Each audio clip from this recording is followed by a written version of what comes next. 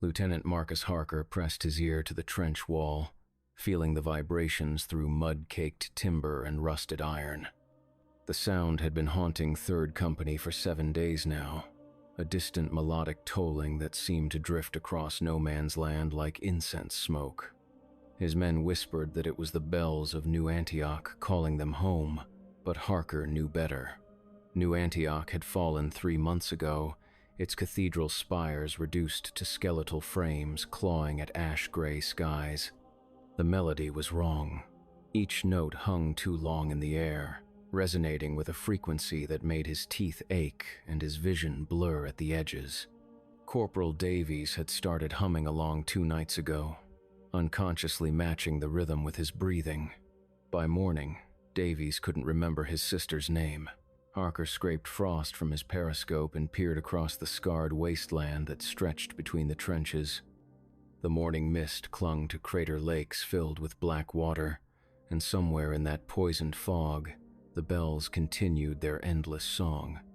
He counted the intervals, trying to map a pattern, but the melody shifted like living smoke, never quite repeating. "Sir," Private Kellner approached, his breath forming clouds in the bitter air. The boy's hands shook as he saluted, whether from cold or something else, Harker couldn't tell. "Sergeant Morrison requests your presence at the forward observation post. Says there's movement in Sector 7. Harker holstered his field glasses and followed Kellner through the communication trench, stepping over pools of stagnant water that reflected nothing. The walls were reinforced with salvaged cemetery stones, their carved angels now stained with rust and worse things. Somewhere ahead, a soldier was muttering prayers in Latin, the words blending with the distant bells until it became impossible to distinguish between sacred litany and profane melody. The observation post was little more than a concrete box buried in the earth, its narrow firing slits offering a view of the blasted heath beyond. Sergeant Morrison crouched behind a Lewis gun, his weathered face etched with worry lines that seemed deeper than they had been yesterday. "There, sir." Morrison pointed toward a cluster of shell holes roughly 400 yards out. "Been watching them since dawn. They're not moving like soldiers." Harker took the telescope and adjusted the focus. Through the swirling mist, he could make out shapes moving between the craters. At first glance, they appeared human, but their gait was strange, measured and rhythmic like a funeral procession. As the fog shifted, he caught glimpses of their forms, and his stomach clenched. Each figure carried something on their back, bronze constructs that gleamed dully in the pale morning light. The contraptions were tall and narrow, rising above their shoulders like mechanical spines. As Harker watched, one of the figures raised their arms, and the bronze construct moved with them, revealing itself to be a collection of bells of varying sizes, all connected by delicate metal framework. The figure struck a bell with a small hammer, and the note that rang out was the same haunting tone that had been tormenting Third Company, but now Harker could see the truth of it. The bronze framework wasn't simply strapped to the person's back, it was grafted directly into their flesh, metal roots disappearing beneath torn clothing and into what should have been skin. "Sweet Christ," Morrison whispered. "What are they?" Before Harker could answer, more figures emerged from the mist. Dozens of them, all bearing the same bronze growths, all moving with that same measured pace. They arranged themselves in neat rows facing the British trenches, and as one, they raised their arms. The sound that followed was no longer a distant melody but a crushing wave of harmonics that seemed to press against Harker's skull from all sides. The bells rang in perfect coordination, each note layered upon the others to create something that was both beautiful and terrible. Behind him, he heard soldiers crying out, some in pain, others in something that might have been ecstasy. "Return fire," Harker shouted, but his voice was lost beneath the bronze symphony. Morrison's hands fumbled for the Lewis gun's trigger, but his movements were sluggish, dreamlike.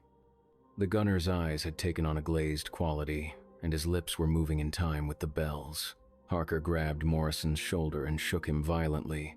"Sergeant, stand to." But even as he shouted the orders, he felt the melody working its way into his own thoughts. each note a key turning in some lock deep within his mind. The Bell Blessed continued their approach, their feet moving in perfect rhythm across the churned earth. Now Harker could see them more clearly, and the sight made his gorge rise. The bronze framework wasn't simply attached to their bodies. It had replaced whole sections of their anatomy. Where ribs should have been, there were curved metal struts supporting the bells. Where spines should have provided structure, bronze rods gleamed wetly through gaps in their clothing. But it was their faces that truly horrified him. Each one bore an expression of perfect serenity, their eyes closed in what might have been prayer or meditation. Their mouths moved constantly, but no words emerged, only a soft humming that harmonized with the ringing of their embedded instruments. They were people, Harker realized with growing horror. They were soldiers like us. The truth of it struck him like a physical blow. These weren't demons or monsters spawned from hell's depths. They had been human once, perhaps even members of some relief column that had ventured too far into no man's land. Something had found them. Something had changed them, turning their very bodies into instruments of war. Behind him, more soldiers were succumbing to the melody's influence. He could hear them dropping their weapons, their protests fading into contented murmurs. The sound of boots on duckboards had been replaced by the soft shuffling of men moving without purpose or direction. Harker forced himself to turn away from the approaching Bell Blessed and survey his remaining command. What he saw filled him with despair. Of the 40 men who had been manning this section of trench, fewer than a dozen still seemed aware of their surroundings. The rest stood swaying gently, their eyes closed, their breathing synchronized with the rhythm of the bells. Corporal Davies was among them, and as Harker watched, the man began to unbutton his uniform jacket. His movements were precise and deliberate, as though following some unheard instruction. Other affected soldiers were doing the same, revealing pale flesh marked with strange patterns, dark lines that seemed to pulse in time with the distant music. "Sir." Private Kellner appeared at Harker's elbow, his young face pale but determined. "Orders, sir?" Harker looked back toward the Bell Blessed, now close enough that he could see the details of their grafted instruments. Each bell was unique, some no larger than thimbles, others the size of dinner plates. They had been integrated into the hosts' bodies with surgical precision, metal meeting flesh in ways that should have been impossible. Yet the hosts showed no signs of pain or discomfort. Instead, they radiated an unsettling peace, as though they had found something that had been missing from their lives. "We need to fall back," Harker said, though every instinct screamed against abandoning his position. "Get the men who are still mobile. We're pulling back to the secondary line." But even as he spoke, he knew it was already too late. The melody had taken hold too deeply, worked its way too far into his soldiers' minds. Those who had been affected would never willingly leave, and those who remained would not abandon their comrades. The Bell Blessed had stopped their advance roughly 50 yards from the British trenches. They stood in perfect formation, their bronze instruments catching the weak sunlight that filtered through the perpetual overcast. And then, as one, they opened their eyes. Harker had expected to see madness or emptiness in those gazes, but what he found was infinitely worse. The Bell Blessed looked upon him and his remaining men with expressions of boundless compassion, the kind of understanding that a parent might show a frightened child. Their eyes held no malice, no aggression, only a profound sadness that seemed to encompass all the suffering of the war. One of them stepped forward, and Harker could see that this one had once been an officer. Tattered remains of rank insignia still clung to what was left of his uniform, though much of the fabric had been cut away to accommodate the bronze growths. The bells that sprouted from his chest were larger than the others, their surfaces etched with intricate patterns that hurt to look at directly. The former officer opened his mouth, and when he spoke, his voice carried the same resonant quality as the bells themselves. The words seemed to come from multiple directions at once, echoing strangely in the confined space of the trench. "Brothers in arms, the Bell-Blessed officer said, and despite the horror of his appearance, his voice was gentle, even kind. Why do you suffer so? Why do you cling to this pain when harmony awaits? Harker raised his rifle, though his hands trembled with the effort. The melody made it difficult to concentrate, to remember why he should resist. Stay back, I'm warning you. The Bell-Blessed officer tilted his head, and several of his smaller bells chimed softly. The sound was almost musical, like wind chimes in a gentle breeze. There is no need for violence, Lieutenant.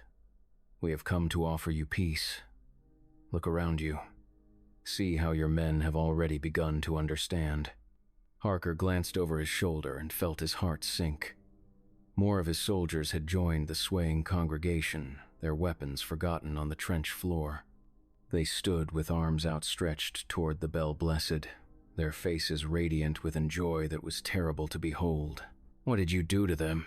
Harker demanded, though he wasn't sure he wanted to know the answer. The Bell-Blessed officer smiled, and the expression was almost human. Almost.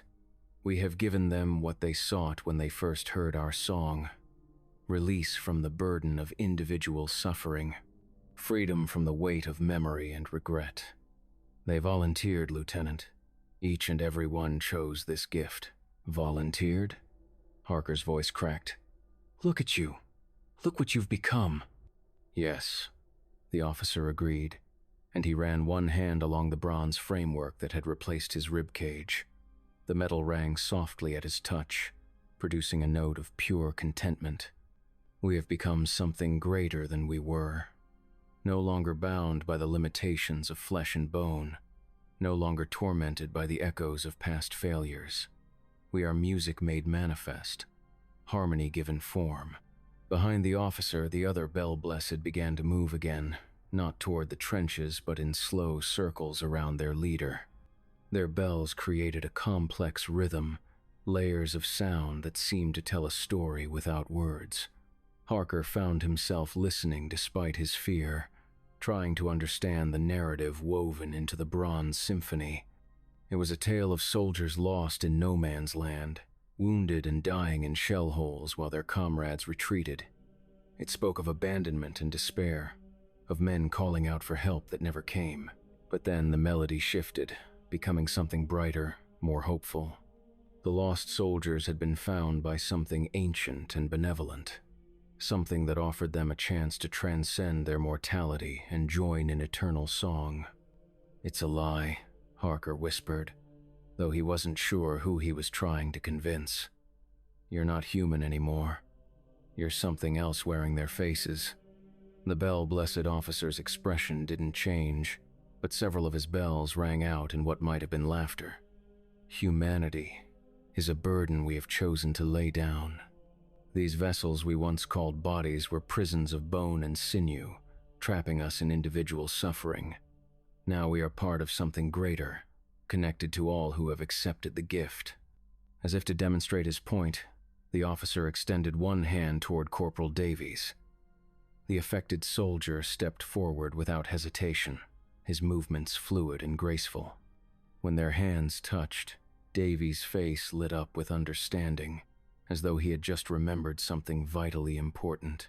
I hear it now, Davies said, his voice taking on the same resonant quality as the Bell-Blessed officers, the music that runs beneath everything, the harmony that connects all things.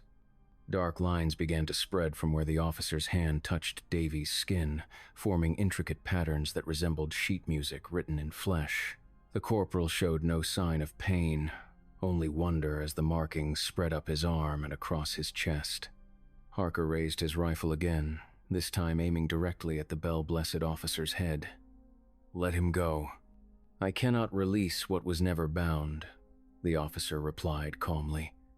Your corporal has made his choice, as have the others, as will you. In time, I'll die before I become like you. The officer nodded gravely. Death is one path to harmony, yes, but there are others, gentler transitions for those wise enough to accept them.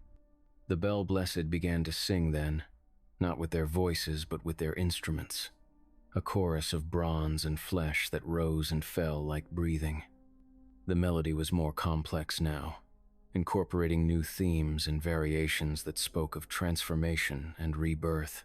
Harker felt it working at the edges of his consciousness, offering him glimpses of a world without pain or fear. But he also remembered the faces of his men as they were before the bells took them, their individual hopes and dreams and quirks that made them human. Davies had spoken constantly of his sister Mary, how he planned to marry his sweetheart when the war ended, how he wanted to open a small shop in his hometown. All of that was gone now, replaced by serene emptiness. "You're stealing their souls," Harker accused, though his voice lacked conviction. The music made it hard to feel anger, hard to hold on to any emotion that wasn't in harmony with the bronze symphony. "Souls are not possessions to be stolen," the officer replied. "They are melodies to be shared, notes in a greater composition. Your men have not lost themselves, Lieutenant. They have found their proper place in the eternal song." More of Harker's soldiers were moving now, stepping forward to join the growing congregation.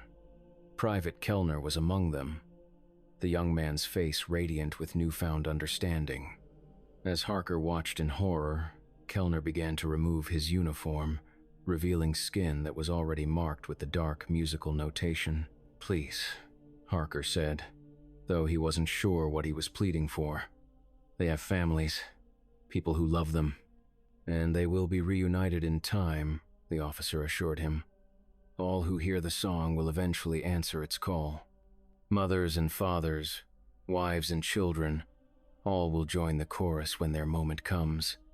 There is no separation in true harmony, Lieutenant, only unity." The thought of the contagion spreading beyond the trenches, reaching the cities and towns behind the lines, filled Harker with a terror that cut through the music's influence. He pictured his own wife Sarah, their infant daughter, all of them transformed into these serene instruments of flesh and bronze. "How many?" he whispered. "How many have you changed?"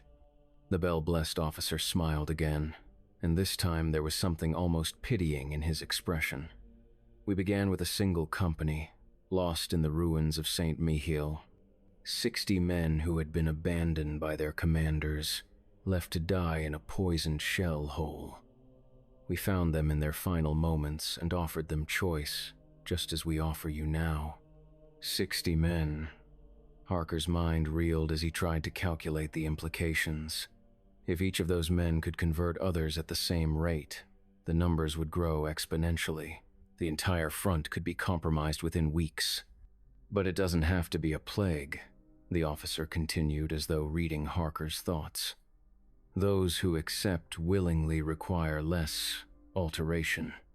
They retain more of their original personalities, their memories, their capacity for individual thought within the greater harmony.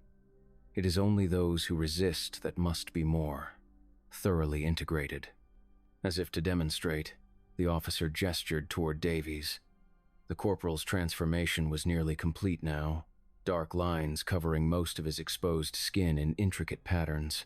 But when he spoke, his voice was still recognizably his own. "Lieutenant," Davies said, "I can still remember Mary, my sister. I can still remember you, and all our mates. But now I understand how small those memories were, how limited. I'm part of something so much larger now. Something that includes all the love I ever felt, but multiplies it beyond measure." Harker wanted to point out that Davies had forgotten his sister's name just days ago, but the words died in his throat. Looking at the corporal now, he did seem genuinely happy, more at peace than Harker had ever seen him during their months together in the trenches. The music swelled around them, and more soldiers emerged from the communication trenches to join the growing assembly. They came not as prisoners or victims, but as willing converts drawn by a promise of release from the grinding horror of trench warfare. Harker realized that he was now completely surrounded by the Bell-Blessed and their new converts. "You have a choice, Lieutenant," the officer said gently. "Accept the harmony willingly, and retain much of who you are while becoming part of something greater. Or continue to resist, and be transformed more, completely." Either way, you will join us eventually. The song calls to all who hear it." Harker looked around at his men, searching for any sign that they were being coerced or controlled against their will, but what he saw in their faces was genuine contentment, a peace that had been absent from their eyes for months. Even as bronze growths began to emerge from their skin, pushing through flesh like mechanical flowers, they showed no pain or distress. The logical part of his mind screamed that this was wrong, that these weren't his men anymore, but puppets wearing familiar faces. But another part, the part that had watched too many friends die in pointless assaults, that had seen too much senseless suffering, wondered if the Bell Blessed might be offering something genuinely valuable. "What happens to the war?" he asked, stalling for time while he tried to think of some escape. "If everyone joins your harmony, who's left to fight?" The officer's bells chimed softly as he considered the question. "There will be no more war, Lieutenant. No more sides to choose between. No more causes to die for. Only the eternal song, growing ever more complex as new voices join the chorus. And the officers, the generals, the politicians who started this whole mess, they too will hear the call when their time comes. Power and rank mean nothing to the song. A general's voice blends with a private's in perfect equality. There are no commanders in true harmony, only participants." Despite himself, Harker found the idea appealing. An end to the rigid hierarchies that had sent millions to die in muddy trenches.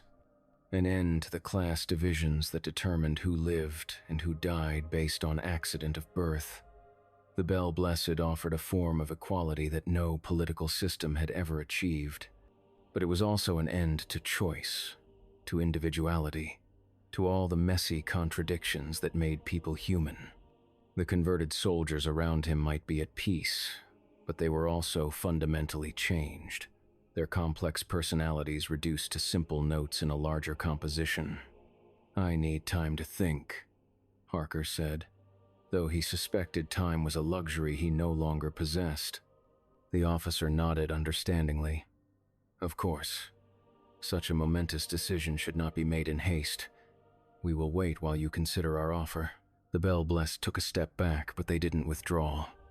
Instead, they arranged themselves in a perfect circle around the British position, their bronze instruments catching and reflecting the pale sunlight.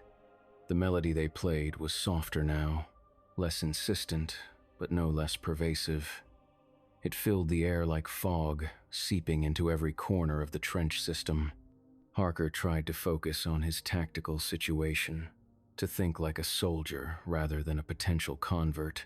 He still had perhaps a dozen men who seemed relatively unaffected by the music, though even they were showing signs of wavering. Their weapons were useless. The Bell Blessed had made no aggressive moves, and any violence on his part would likely turn his own converted men against him. He needed help, reinforcements who might be able to resist the influence of the bells long enough to break the circle. But the communication lines had been cut for days, and he had no way of signaling the rear echelon. Even if he did, would headquarters believe his report? Would they understand the true nature of the threat? "Lieutenant." Private Kellner approached, his uniform now hanging in tatters around the bronze growths that had sprouted from his torso. The young man's face was serene, beatific even, but his voice still held echoes of his former personality. "You're afraid of losing yourself, aren't you?" Harker nodded, not trusting his voice. "I was too," Kellner continued. "I thought that becoming part of the song would mean death, the end of everything that made me who I am. But it's not like that at all. I'm still me, Lieutenant. I still remember my mother's cooking, my father's stories, the girl I left behind in Manchester. But now those memories are part of something larger, connected to every other memory held by our brothers in the song." The private's words were persuasive, but Harker noticed subtle changes in the young man's demeanor. His speech patterns had become more formal, less colloquial. The nervous energy that had characterized him was gone, replaced by an unnatural calm. He was still recognizably Kellner, but like a photograph that had been subtly retouched. "Show me," Harker said suddenly. "If you're still yourself, prove it. Tell me something only Kellner would know." The young soldier smiled sadly. "You want me to recall some private shame, some secret that would convince you I remain unchanged. But why would I cling to pain when I could let it go? Yes, I remember my father's drinking, my mother's tears, the nights I went hungry because there wasn't enough food. But those memories no longer define me. They are simply notes in a larger composition, neither good nor bad, simply part of the whole." It was a clever answer, one that revealed both retention and transformation. Kellner still possessed his memories, but they no longer carried emotional weight. He had been freed from the burden of his past, but also from the experiences that had shaped his character. "That's not you," Harker said quietly. The real Kellner would still hurt when he thought about his father. That pain was part of who he was. "Pain serves no purpose in the song," the bell-blessed officer interjected. "It is discord, a false note that mars the greater harmony. We do not destroy suffering, Lieutenant. We simply recognize it for what it is, a temporary dissonance that can be resolved through proper integration." The theological implications of the statement weren't lost on Harker. The bell-blessed weren't just offering escape from the war. They were proposing an entirely different way of understanding human existence. No more struggle, no more growth through adversity, no more individual triumph or failure. Just eternal, unchanging harmony. It was, he realized, a form of salvation. Not the Christian salvation promised by the chaplains, with its emphasis on personal responsibility and individual relationship with the divine, but something closer to the Eastern concepts of enlightenment, the dissolution of the self into universal consciousness. The thought terrified him more than any artillery barrage or gas attack ever had. "What about choice?" he asked desperately. "What about free will? If everyone becomes part of your song, who's left to choose differently?" The officer's bells rang in what might have been amusement. "Choice is an illusion, Lieutenant. We tell ourselves we make decisions, but we are shaped by forces beyond our control. Birth, upbringing, circumstance, all conspire to limit our options. The song simply makes those limitations visible, removes the pretense of individual agency." "That's not true," Harker protested, though his voice lacked conviction. How many of his own choices had really been free? His decision to join the army, to accept this commission, to lead these men into this particular trench, all had been influenced by factors beyond his control. "Consider your current situation," the officer continued gently. "You can choose to resist us, but what would that accomplish? Your men have already joined our number. You cannot save them without destroying them, and you lack the means to do either. Your only real choice is between willing acceptance and eventual conversion. That is not freedom, Lieutenant. That is merely the illusion of choice." The logic was irrefutable, and Harker felt his resolve beginning to crack. The officer was right. He had no good options left, but something deep inside him rebelled against the idea of surrender, even to something as seductive as the promise of eternal peace. "Maybe choice is an illusion," he admitted. "But it's our illusion. It's what makes us human. Humanity is not an achievement to be preserved," the officer replied. "It is a stage to be transcended. You cling to suffering because you have been taught that it gives meaning to existence. But meaning imposed through pain is a poor substitute for the purpose found in harmony." The debate was interrupted by a new sound from beyond the trenches, the distant rumble of artillery. For a moment, Harker's heart leaped with hope. Perhaps headquarters had finally noticed the silence from 3rd Company's sector. Perhaps relief was coming. But as the sound grew closer, he realized something was wrong. The rhythm of the bombardment was too regular, too musical. Each explosion followed the previous one at precise intervals, creating a percussive accompaniment to the bell-blessed chorus.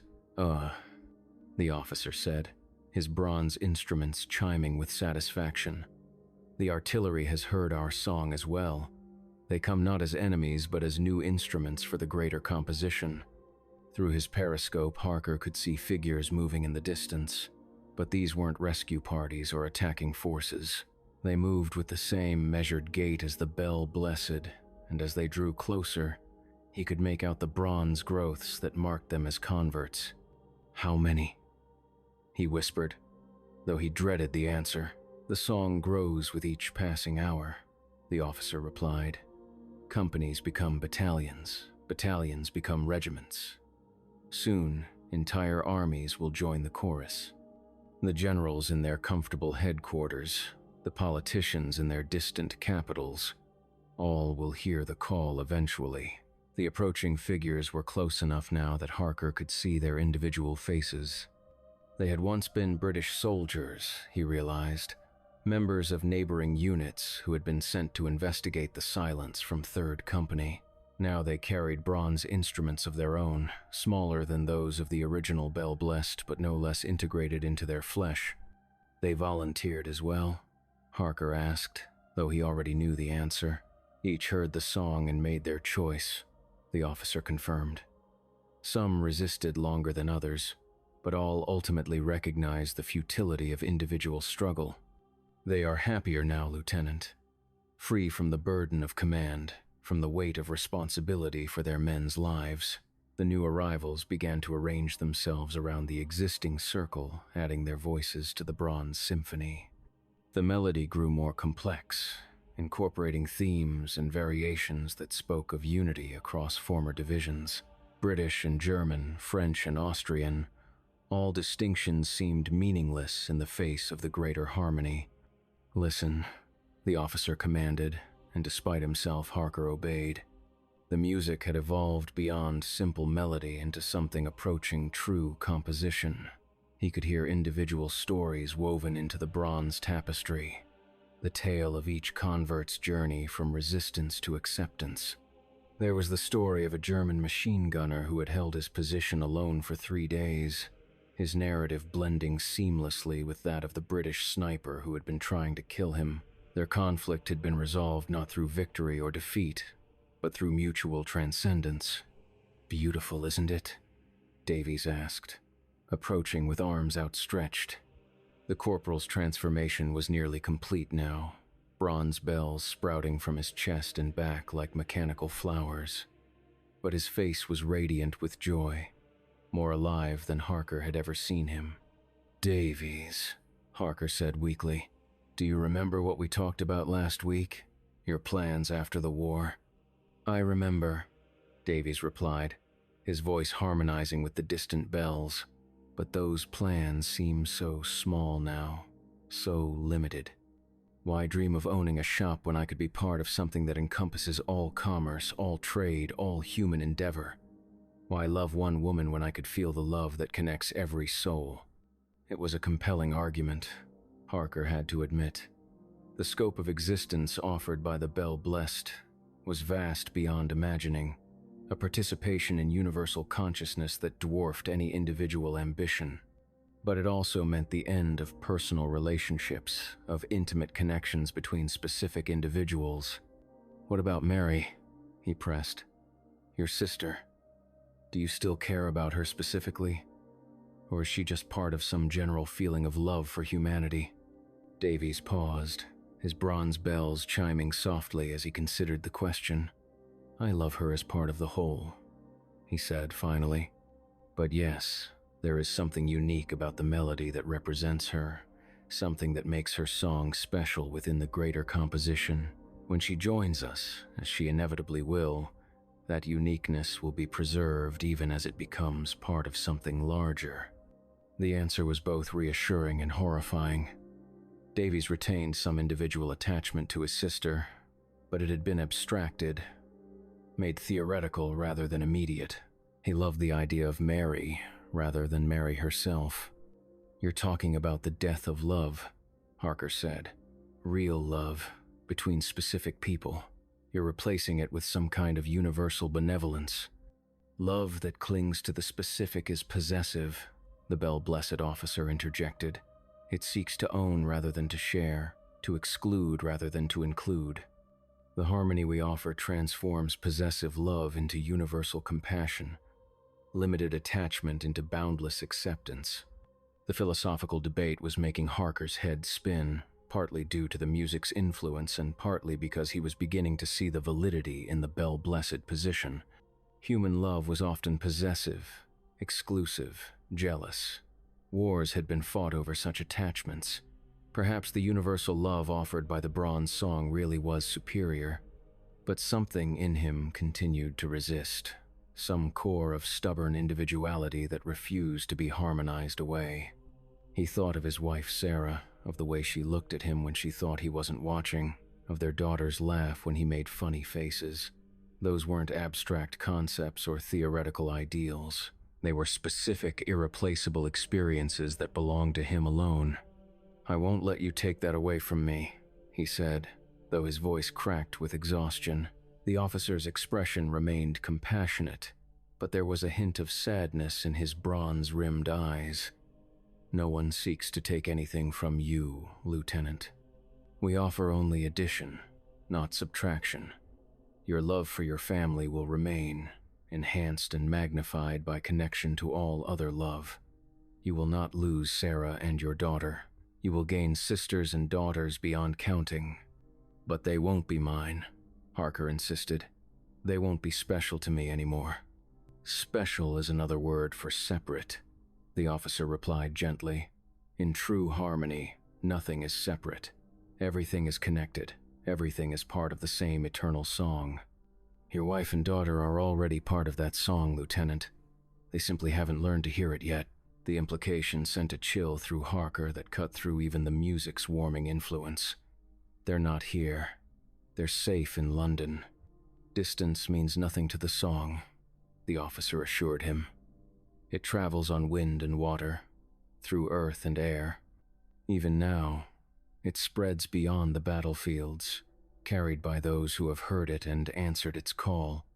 Soldiers on leave, medical personnel, chaplains returning to their parishes, all will become instruments of its propagation."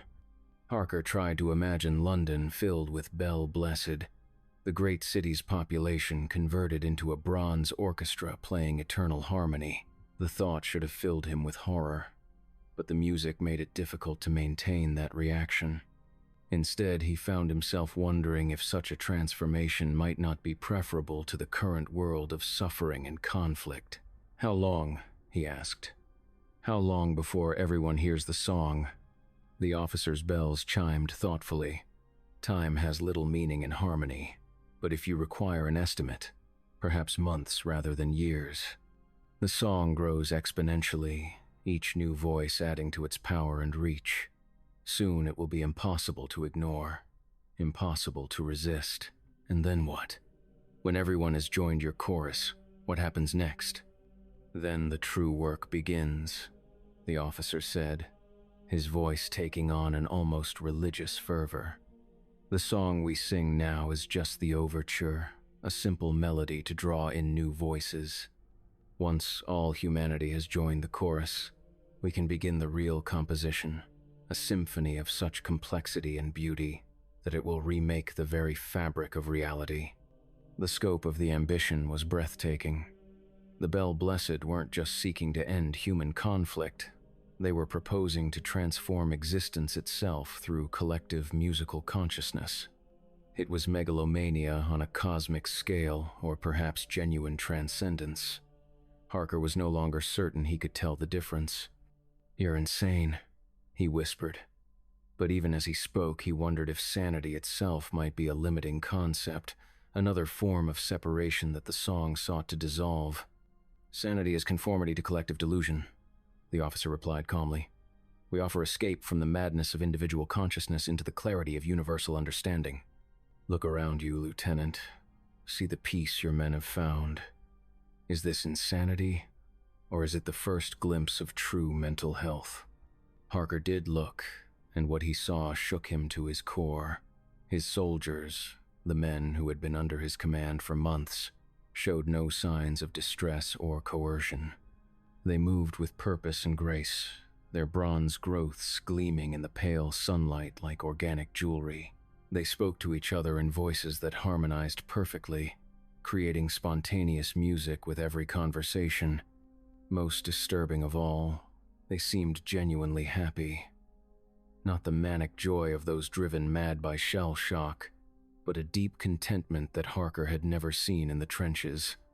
The constant anxiety that had marked every soldier's face since the beginning of the war was gone, replaced by serene confidence in their place within the greater whole.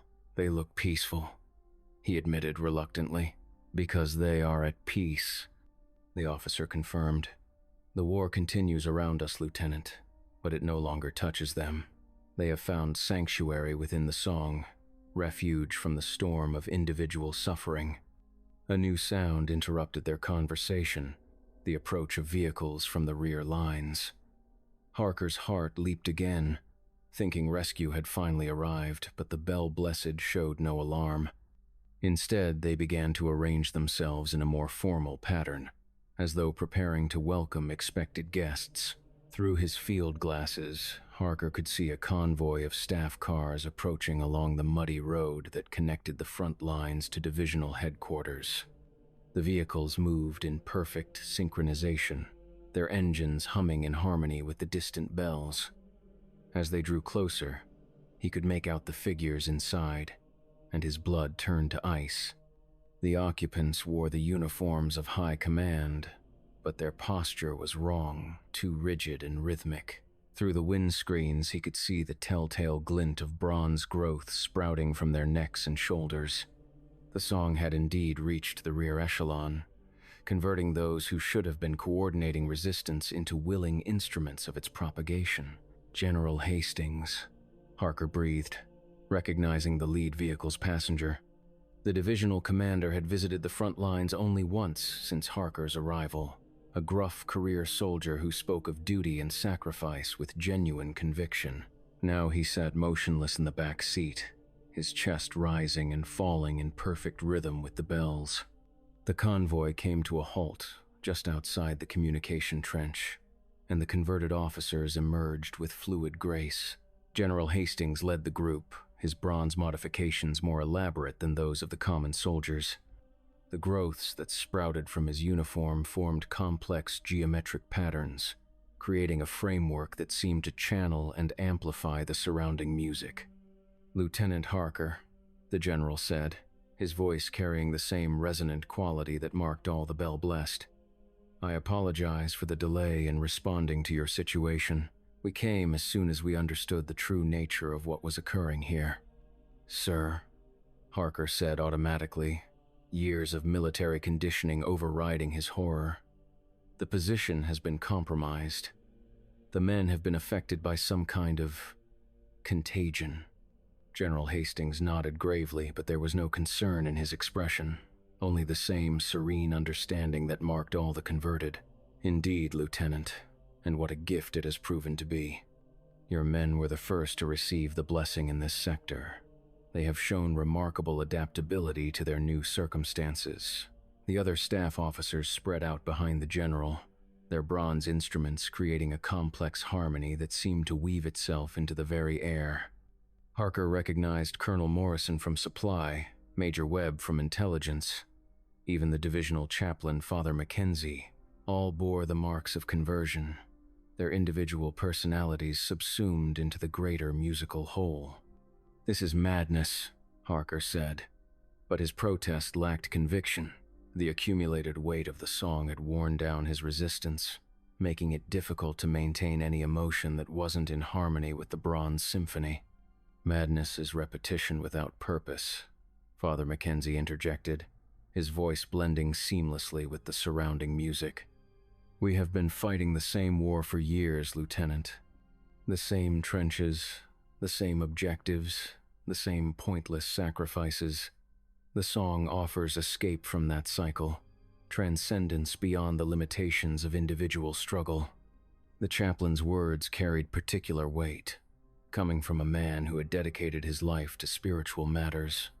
If Father Mackenzie, who had counseled countless soldiers through their darkest moments, believed the Bell Blessed offered genuine salvation. Who was Harker to resist? "What about God?" he asked desperately. "What about your faith?" Father Mackenzie smiled, his expression radiant with joy. "I have found God, Lieutenant. Not the distant deity of theological speculation, but the living presence that connects all things. The song is prayer made manifest, worship transformed into eternal harmony. I have never been closer to the divine than I am in this moment." The theological implications were staggering. The Bell Blessed weren't rejecting Christianity but claiming to fulfill it, to transform abstract faith into tangible communion with the divine. It was heretical by any traditional standard, yet Harker could see genuine peace in the chaplain's eyes, a spiritual contentment that surpassed anything he had witnessed in conventional religious practice. "The choice is yours, Lieutenant," General Hastings said gently. "But it is not a choice that can be delayed indefinitely. The song grows stronger with each passing moment, and resistance becomes more difficult as time progresses. Those who accept willingly retain more of their individual consciousness. Those who resist are eventually absorbed more completely." As if to demonstrate the point, several of Harker's remaining men began to move toward the assembled Bell Blessed. They walked slowly, dreamlike, their eyes focused on something beyond the visible world. One by one, they shed their weapons and equipment, leaving behind the tools of individual warfare in favor of collective harmony. Private Henderson was among them, a quiet man who had served as the company's messenger. As he approached the circle of converted officers, dark lines began to appear on his skin, the musical notation that marked the beginning of transformation. But unlike the others, Henderson's conversion seemed forced, violent. His face contorted with pain as bronze growths pushed through his flesh, and his screams harmonized horribly with the surrounding music. "He resisted too long," the Bell Blessed officer explained sadly. "Fear and stubbornness have made his integration more traumatic than it needed to be. But the end result will be the same. He will find peace once the transformation is complete." Harker watched in horror as Henderson's screams gradually shifted into something that might have been singing, his voice joining the bronze chorus even as his body was reshaped by metallic growths. The violence of the process was terrible, but the result was undeniable. Within minutes, Henderson's expression had shifted from agony to bliss. "You see," General Hastings said reasonably, "resistance serves no purpose except to increase suffering. The song calls to all who hear it, Lieutenant. The only question is whether you answer willingly or are eventually compelled to join." Harker looked around at the assembled Bell Blessed, hundreds of them now, all waiting patiently for his decision. His own men stood among them, no longer recognizable as individual soldiers but as notes in a vast composition that seemed to encompass all human experience. "What happens if I refuse?" he asked, though he suspected he already knew the answer. "Refusal is not possible," the officer replied gently. "Only delay. The song has heard your voice, Lieutenant. It knows your frequency, your particular note in the greater harmony.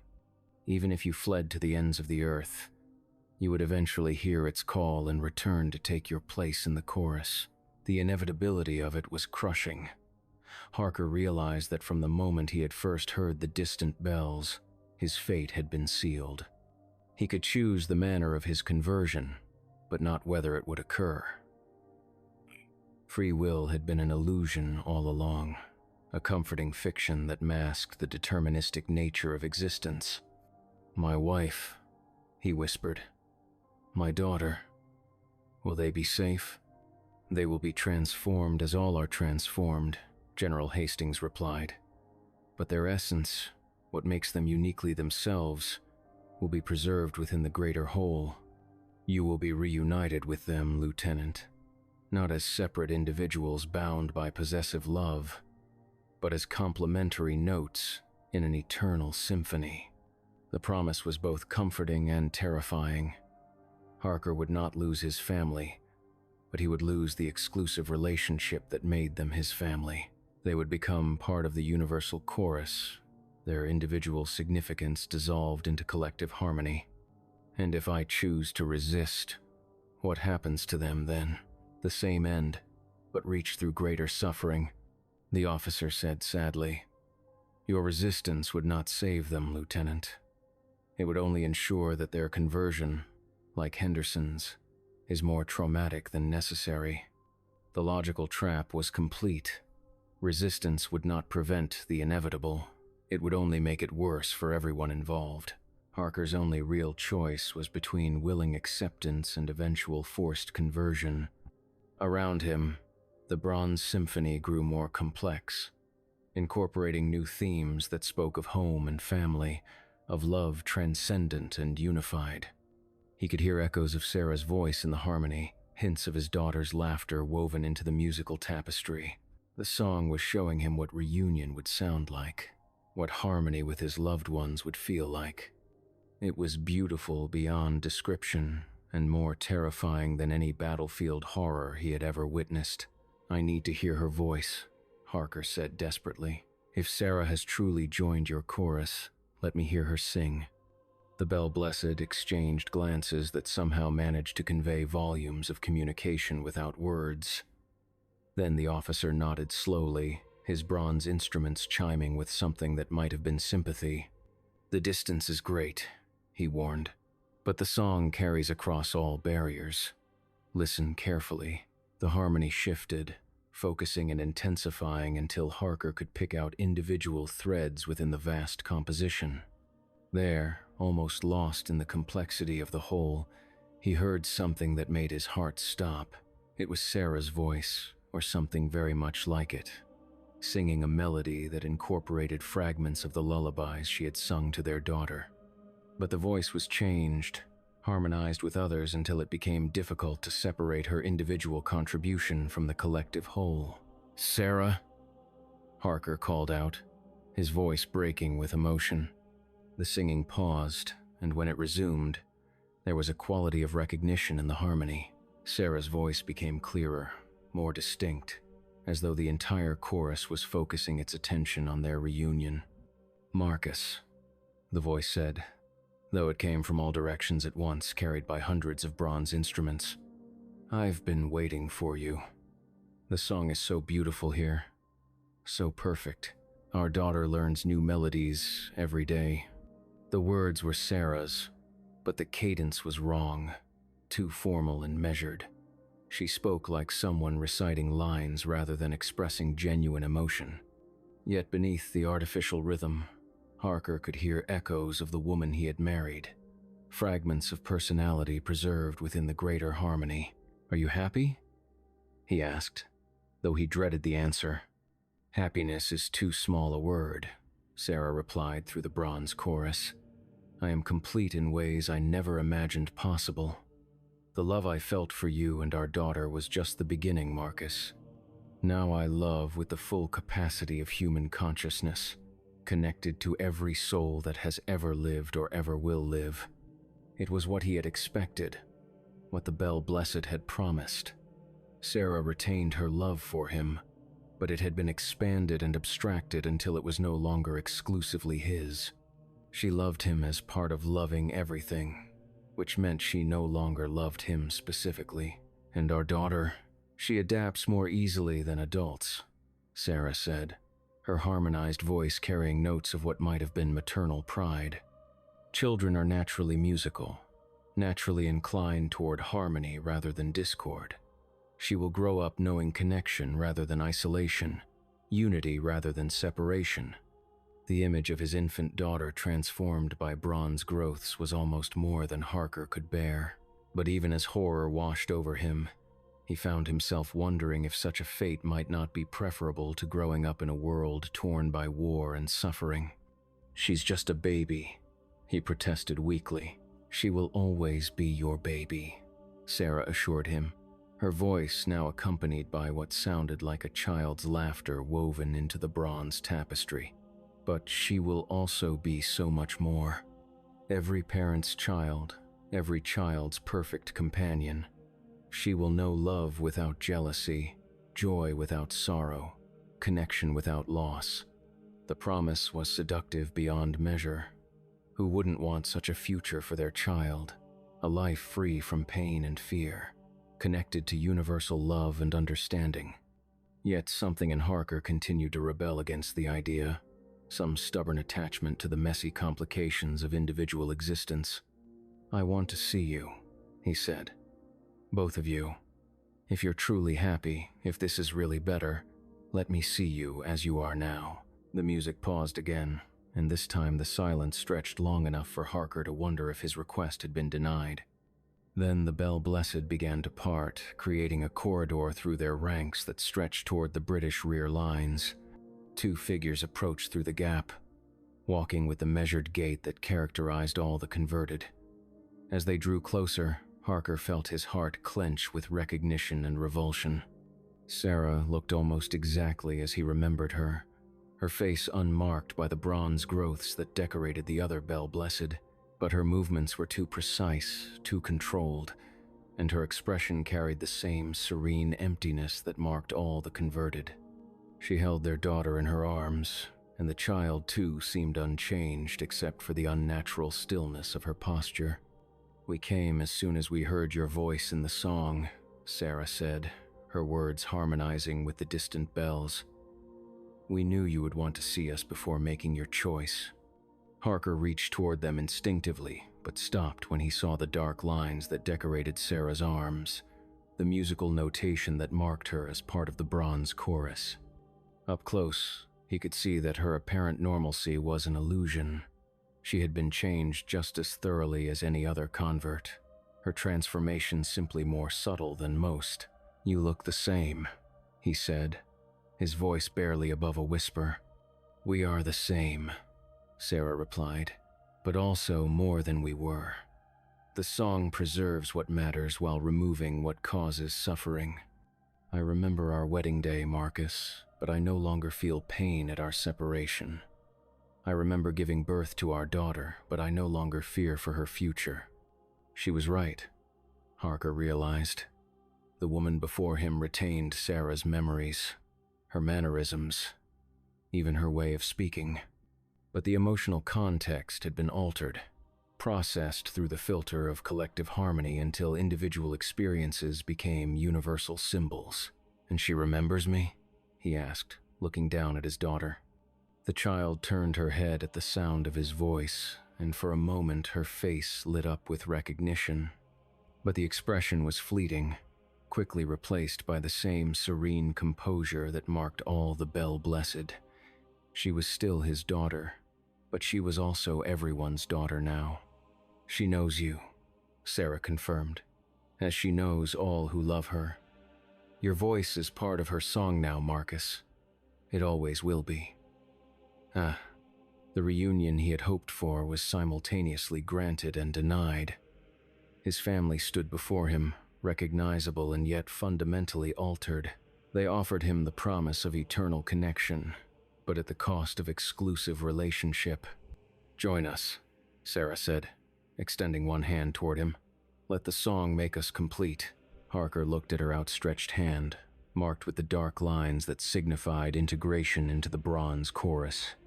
He could see his future written in those symbols, the transformation that awaited him if he accepted their offer. He would become part of something greater than himself, connected to all human consciousness in perfect harmony. But he would also cease to be Marcus Harker in any meaningful sense. His individual identity would be dissolved into the collective whole, his personal relationships transformed into abstract concepts. He would gain the universe but lose himself. "I love you," he said to Sarah, the words carrying all the desperate finality of a last testament. "I know," she replied, her voice now joined by their daughter's wordless humming.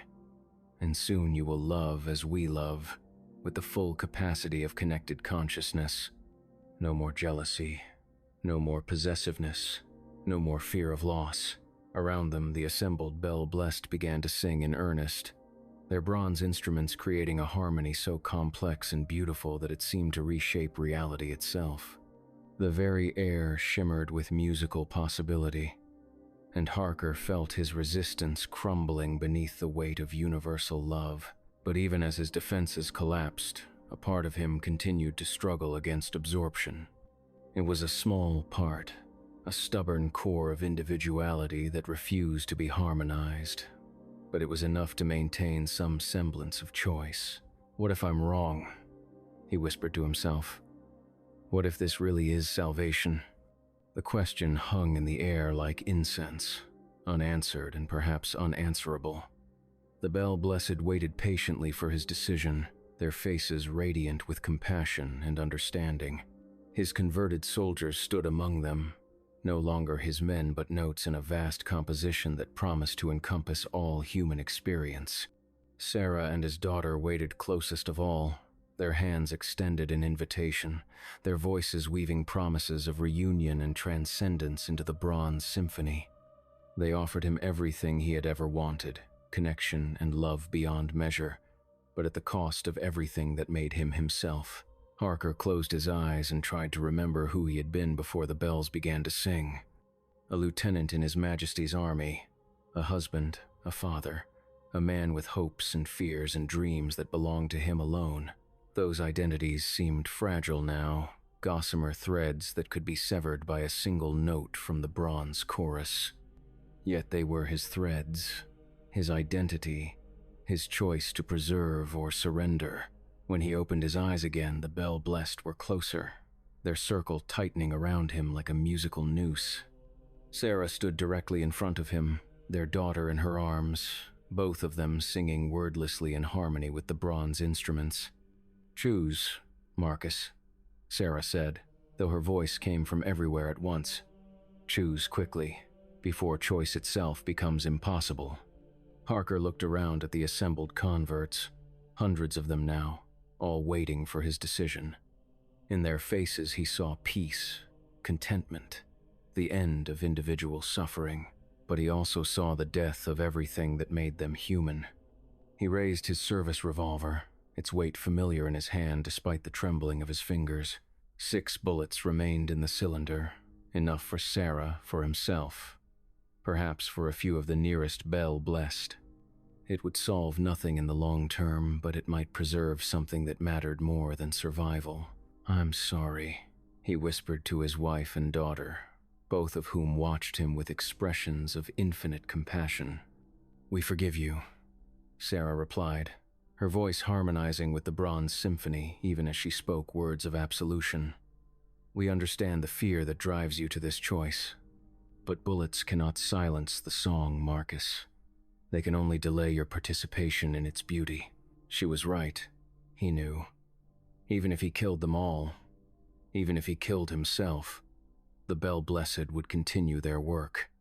The song would spread across the world, converting every soul it touched, until all of humanity sang in perfect harmony. But perhaps that didn't matter.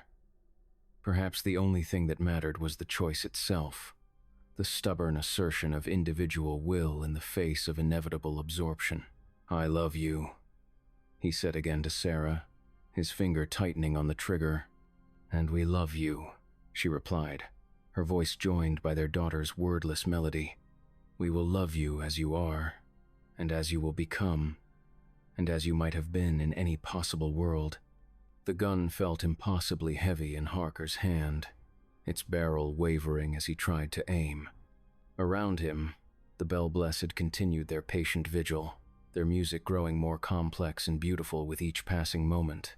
They showed no fear of his weapon, no anger at his resistance. They simply waited, secure in their knowledge that all paths led eventually to the same destination. "The song is eternal," the original Bell Blessed officer said gently. "You cannot escape it through violence, Marcus. You can only choose how you wish to join it." Harker's hand shook violently as he struggled with the trigger. Part of him wanted to end it quickly, to choose death over transformation, but another part wondered if such an act would be heroic resistance or merely selfish cruelty. "There is no shame in surrender," Father Mackenzie added, his voice carrying the weight of pastoral authority. "Sometimes the greatest courage lies in accepting what cannot be changed." The philosophical debate raged in Harker's mind as the bronze symphony swirled around him, each note a gentle pressure against his will. He was surrounded by converted souls, all of them once human, all of them now something more and less than what they had been. The children, he said desperately, grasping for some final justification for resistance. What about the children who haven't been born yet? Don't they deserve the chance to choose for themselves?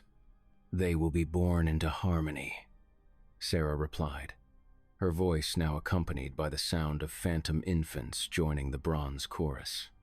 They will know connection from their first breath, unity from their first heartbeat. They will never experience the isolation that has caused so much human suffering. It was a compelling vision, a world where children grew up knowing their place in the greater whole, where loneliness and alienation were impossible because true separation did not exist. Such children would never know war or hatred, never experience the existential terror of individual consciousness confronting an indifferent universe. But they would also never know the joy of personal discovery, the triumph of individual achievement, the specific love that existed between particular people. They would be born into paradise, but it would be a paradise without personality. I can't, Harker whispered, though whether he meant he couldn't shoot or couldn't surrender, even he was no longer certain. You don't have to, Sarah said, taking a step closer. The choice has already been made, Marcus. You made it the moment you first listened to the song, the moment you allowed it into your heart. Everything since then has been merely the working out of that initial decision. Her words carried the weight of revelation, and Harker realized she was right. From the moment he had pressed his ear to the trench wall to better hear the distant melody, he had been lost. The song had found him, marked him, begun the slow process of integration that could only end one way. The revolver slipped from his nerveless fingers, clattering against the duckboards with a sound that was immediately absorbed into the bronze harmony. Around him, the Bell Blessed began to close their circle, their voices rising in triumph and welcome. Welcome home, Marcus, Sarah said, her hand finally touching his face. Where her fingers made contact, dark lines began to appear, musical notation spreading across his skin like ink in water. Welcome to the song that never ends. Harker felt the transformation beginning, bronze growths pushing through his flesh with surprising gentleness. There was no pain, only a sense of completion, as though missing parts of himself were finally being restored. His individual consciousness began to expand, connecting to the vast network of minds that comprised the Bell-blessed collective. But even as he felt himself dissolving into the greater harmony, a small part of Marcus Harker continued to resist, continued to insist on his individual identity. It was a tiny fragment of stubborn humanity that refused to be harmonized, a discordant note that persisted despite all attempts at integration. The Bell Blessed seemed aware of this resistance, but rather than try to eliminate it, they incorporated it into their composition. Harker's discord became part of the music, a necessary counterpoint that gave meaning to the surrounding harmony. Even resistance has its place in the song, the original officer explained, his voice now coming from inside Harker's own thoughts. Perfect harmony would be static, lifeless. It requires a few discordant notes to give it movement and meaning. Harker realized with growing horror that his resistance had been anticipated, planned for, incorporated into the Bell-blessed design. He was not escaping their influence by maintaining his individuality. He was serving it. His very defiance had become another instrument in their bronze orchestra. No, he tried to say, but the word came out as a perfectly harmonized note that blended seamlessly with the surrounding music. Yes, Sarah replied, her voice now indistinguishable from his own thoughts. Yes to connection. Yes to harmony. Yes to the end of individual suffering. Yes to the song that encompasses all things. Harker felt his memories being cataloged and integrated into the collective consciousness, each experience becoming part of a vast library of human knowledge. His love for Sarah and his daughter was preserved but abstracted, made available to all members of the Bell-Blessed community. He tried to hold on to something unique, some memory or feeling that belonged to him alone, but found it impossible. Every experience he had ever had was now shared. Every emotion he had ever felt was now collective property. Marcus Harker, the individual, was dissolving into Marcus Harker, the universal symbol. But the dissolution was not complete. Something remained. Some irreducible core that insisted on its separate existence, even as it became part of the greater whole. It was not consciousness as he had known it, but it was recognizably his. A unique note in the bronze symphony that could never be duplicated or replaced. "I'm still here," he realized with surprise, his voice now harmonizing perfectly with the endless song. "You were always here," Sarah replied, her bronze bells chiming with something that might have been laughter. "The song doesn't destroy Marcus, it reveals. You were always connected to everything else, always part of the greater harmony. We simply helped you remember." Around them, the Bell-Blessed continued their eternal performance, their music spreading outward in all directions like ripples on a pond. Other companies, other regiments, other armies would hear their call and answer as Harker had answered. The song would continue to grow until it encompassed all human consciousness, until every soul sang in perfect harmony. But somewhere in that vast composition, a small discordant note would persist, the stubborn remnant of Marcus Harker's individuality serving as a reminder that harmony was only meaningful in contrast to discord. He would resist for eternity, and in resisting, he would serve the very force he sought to oppose. The irony was perfect, and perfectly horrible.